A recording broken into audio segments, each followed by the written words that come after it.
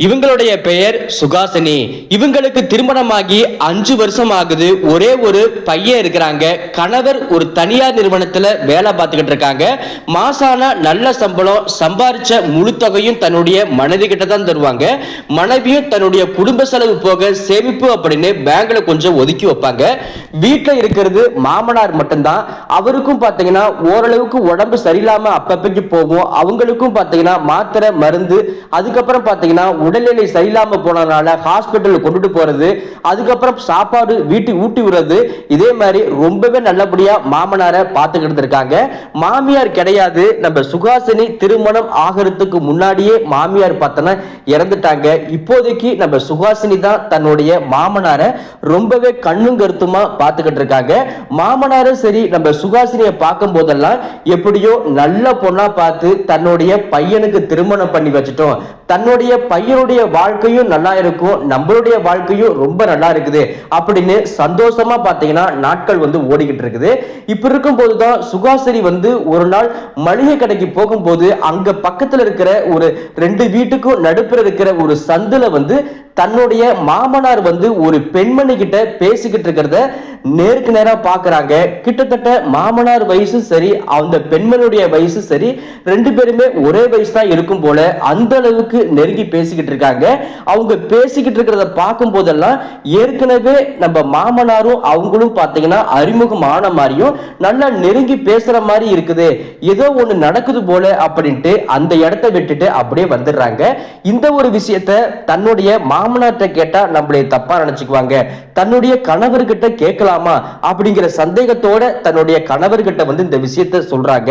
அப்பதான் கணவர் சொல்றாங்க, அப்படியெல்லாம் எதுவும் நடந்திருக்காது, நீ உன்னுடைய வேலை என்னமோ அதை மட்டும் பார்த்துக்க, எங்க அப்பாவை பத்திரமா பார்த்துக்க வேண்டிய பொறுப்பு தான் உன்னுடைய பொறுப்பே தவிர அவர் யாருகிட்ட பேசுறாரு என்ன பேசுறாங்க அப்படிங்கிறத விசாரிக்கிறது உன்னுடைய நோக்கம் கிடையாது அப்படின்னு ரொம்ப கடிஞ்சு கணவர் நம்ம சுகாசினி கிட்ட சொல்லி முடிச்சிடுறாங்க. இப்படி இருக்கும் போதுதான் மறுபடியும் பாத்தீங்கன்னா அதே இடத்துல பேசுறாங்க. அது மட்டும் இல்லாம தன்னுடைய மாமனார் செல்போன்ல யாருக்கிட்டயோ மாடியில போயிட்டு தனிமையில ரொம்ப நேரம் பேசிக்கிட்டு இருக்காங்க அப்படிங்கிற ஒரு விஷயத்தையும் நோட் பண்றாங்க. நம்ம சுகாசினிக்கு ஒரு சந்தேகம் வந்துருது, ஏதோ ஒரு ரிலேஷன்ஷிப்ல இருப்பார் போல, ஏன் இப்படி தனிமையில போயிட்டு பேசணும், அங்க என்னடானா யாருக்கிட்டே பேசியிருக்காங்க, ஏதோ ஒண்ணு நடக்குது அப்படிங்கிற ஒரு விஷயத்தை மட்டும் புரிஞ்சுக்கிட்டாங்க. மறுபடியும் இந்த ஒரு விஷயத்த மாமனார்ட்ட கேட்டோம்னா தப்பாயிடுமோ அப்படிங்கிற பதட்டம் ஒரு பக்கம்.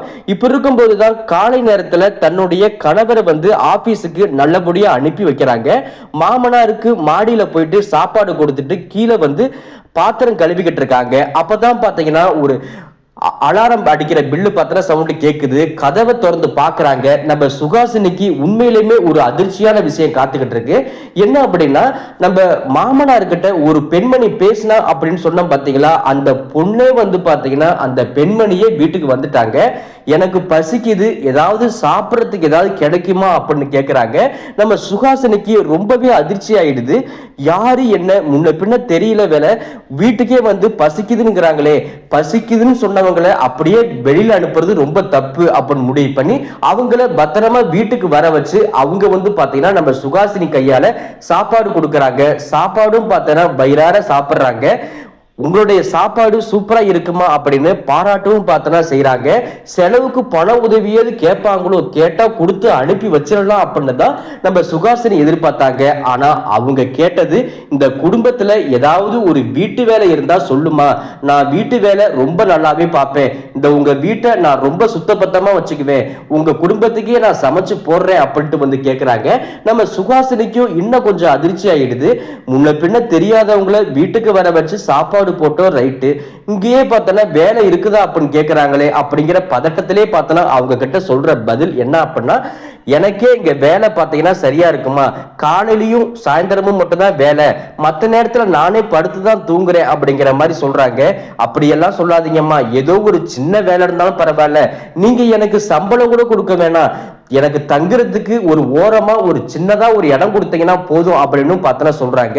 இப்படி பேசிக்கிட்டு இருக்கும் போதுதான் கணவர் வந்து தன்னுடைய வேலையை முடிச்சுட்டு ஆபீஸ்ல இருந்து வீட்டுக்கு வராங்க. வீட்டுக்கு வந்த உடனே பாத்தீங்கன்னா கணவர் கிட்ட நடந்து முடிஞ்ச எல்லா விஷயத்தையும் சொல்றாங்க.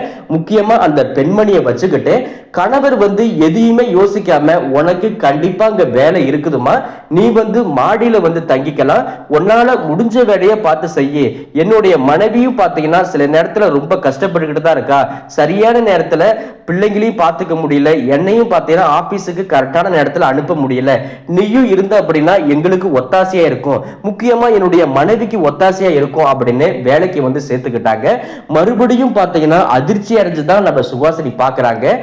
எல்லாமே வந்து பேசி வச்சுக்கிட்டு செட்டப் பண்ண மாதிரி இருக்குது அப்படிங்கிற சந்தேகத்திலே பாக்குறாங்க. இப்ப இருக்கும் போதுதான் மாமனார் ரூமுக்கே போயிட்டு பாத்தீங்கன்னா அங்கேயே இருக்க ஆரம்பிச்சிடுறாங்க. அன்னைக்கு நைட்டு பாத்தீங்கன்னா ஏதோ ஒரு முனகல் சத்தம், நம்ம சுகாசனைக்கு சரியா தூக்கமே வரல. அதனால மாடிக்கு போய் பாக்குறாங்க. தன்னுடைய மாமனாரும் சரி அந்த பெண்மணியும் சரி ரெண்டு பேருமே ஒரே பெட்ல உட்கார்ந்து பேசிக்கிட்டு இருக்கிறத, சந்தோஷமா இருக்கிறத பாக்குறாங்க. இந்த ஒரு விஷயத்தை பார்த்து நம்ம சுகாசனைக்கு ரொம்ப ஆத்திரம் அடைஞ்சிடறாங்க. இவங்க சாப்பாட்டுக்கே வழி இல்லை அப்படின்னு சொல்லிதான் வீட்டுக்குள்ள விட்டா இங்க வந்து என்னென்ன வேலை பார்த்துக்கிட்டு இருக்காங்க, இதை சும்மா விடக்கூடாது அப்படின்னு முடிவு பண்ணி கீழே தன்னுடைய போயிட்டு கணவரை எழுப்பி நடந்த விஷயத்த அப்படியே சொல்றாங்க. உங்களுடைய அப்பாவும் அந்த பெண்மணியும் ஒரே ரூம்ல இருக்கிறத நான் பார்த்திருக்கேன், நீங்க வேணும்னா வாங்க மாடியில நான் உங்ககிட்ட காட்டுறேன் அப்படிங்கிறாங்க. மறுபடியும் கணவர் வந்து ஆத்திரம் அடைஞ்சு, உன்னுடைய வேலை என்னமோ அதை மட்டும் பாரு, தேவையில்லாத விஷயத்துல நீ வந்து கண்டுக்காத, அவங்களுக்கு என்ன தேவை அப்படிங்கறத அவங்க முடிவு பண்ணிக்குவாங்க, அடுத்தவங்க விஷயத்துல நீ தலையிடாத அப்படின்னு கண்டிச்சு பார்த்தா சொல்லிடுறாங்க. இது சம்பந்தமா மாமனார் கிட்ட கேட்க முடியல, இத போய் எப்படி கேட்கறது அப்படிங்கிற பதட்டத்துல இருக்காங்க. ஒட்டுமொத்த கோபத்தையும் அந்த பெண்மணி கிட்ட தான் நம்ம சுகாசினியால காட்ட முடியுது. வந்தமா வேலையை பார்த்தோமான்னு இருங்க, தேவையில்லாம என்னுடைய மாமனார் ரூம்குள்ளார போறதை விட்டுடுங்க, அப்படி தேவையில்லாம பண்ணிக்கிட்டு இருந்தீங்கன்னா நீங்க வேற வீடு பாக்குற மாதிரி இருக்கும் அப்படின்னு கண்டிச்சு பார்த்தா சொல்றாங்க. அந்த பெண்மணி அழுதுகிட்டே பாத்தீங்கன்னா வீட்டுல பாத்திரம் கழுவுறது, அந்த குழந்தைய பத்திரமா பாத்துக்கிறது, வீடு வாசல் சுத்தம் பண்றது, இந்த வேலையை பார்த்துக்கிட்டு இருக்காங்க. மறுபடியும் பாத்தீங்கன்னா அடுத்த நாளே அந்த மாடி ரூமுக்கு போறாங்க. தன்னுடைய மாமனாரும் சரி அந்த பெண்மணியும் சரி ரெண்டு பேருமே ஒரே பெட்ல தங்கியிருக்கிறத பாக்குறாங்க. ரொம்பவே ஆத்திரம் அடைஞ்சிட்டாங்க. உடனே பாத்தீங்கன்னா கீழே வந்து தன்னுடைய கணவரை ஹாலுக்கு அழைச்சிட்டாங்க. மாடியில் இருக்கிற மாமனாரையும் சரி அந்த பெண்மணியும் சரி சத்தம் போட்டு கூப்பிடுறாங்க. அவங்களுக்கு ஏதோ ஒரு பிரச்சனை போல அப்படி நினைச்சிட்டு மாடியில இருந்து கீழே வராங்க. இந்த குடும்பத்துல என்ன நடக்குது அப்படிங்கிற ஒரு விஷயம் எனக்கு தெரிஞ்சாகணும், உங்க அப்பா இந்த மாதிரி வேலை பாக்குறாரு, அந்த பெண்மணி கூட இருக்கிறாரு அப்படின்னு நான் சொல்றேன், ஆனா நீங்க கண்டுக்க மாட்டேங்கிறீங்க, ஏதோ எல்லாமே சொல்லி வச்ச மாதிரி பாத்திரம் நடக்குது, இந்த பெண்மணி யாரு, இந்த பெண்மணிக்கும் சரி உங்க அப்பாவுக்கும் என்ன சம்பந்தம் அப்படிங்கிறத கேட்கிறாங்க. அப்பதான் பாத்தீங்கன்னா தன்னுடைய மாமனாரே பார்த்தா சொல்றாங்க, என்னுடைய மனைவியோடைய சொந்த தங்கச்சி தான் இவங்க, இவங்களுக்கு பாத்தீங்கன்னா தன்னுடைய கணவரை இழந்துட்டாங்க, தன்னுடைய பிள்ளைங்களும் பாத்தீங்கன்னா சரியா கவனிக்காம சாப்பாடு கூட போடாம இப்போதைக்கு தனிமையில இருக்கிறாங்க. நான் வந்து என்னுடைய மனைவியை திருமணம் பண்ணிக்கிறதுக்கு முன்னாடி இவங்க மேலதான் நான் அவ்வளவு தூரம் ஆசைப்பட்டேன், ஆனா என்னுடைய விதி பாத்தீங்கன்னா இவங்க அக்காவை திருமணம் பண்ணிக்க பேருதா போயிருச்சு, கடைசி காலத்துல வாழ வழியே கிடையாது அப்படின்னு புலம்புனாங்க. அதனால நான் தான் பாத்தீங்கன்னா நம்ம வீட்டுக்கு அழைச்சிட்டு வந்தேன், உனக்கு தெரிஞ்சிச்சு அப்படின்னா மனசு நீ சங்கடப்படுவ அப்படின்னு முடிவு பண்ணிதான் உன்கிட்ட எதையும் காட்டிக்காம இவ்வளவு வேலை பாத்திரம் நடந்திருக்கு.